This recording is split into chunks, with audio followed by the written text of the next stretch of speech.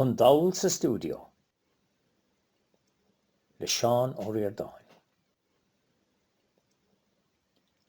Sig síos agus déanam mé pictiúrtaíod sa mise leis an domhail. Tá cathaoir a taice an sonsa chuaine. Dumpaigh sé cheann.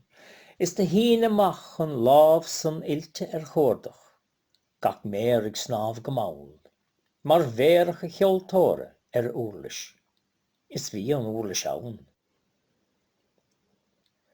De hain sé an éir, táin nótaí ciúnis, goltrí bog na naul, na snábithe cre aglacha gur thuirling bhruach na hang. An Seán san a luas leis sa chuaine. Is de hiic sé ann? Siúd láthair é ag círe a chuid gruaige, mar réice domhail.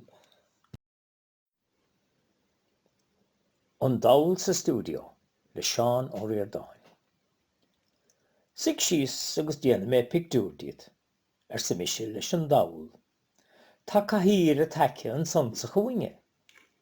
Dumpaigh sé cheann.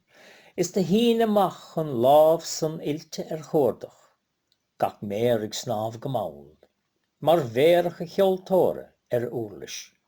Is bhí an uirlis ann.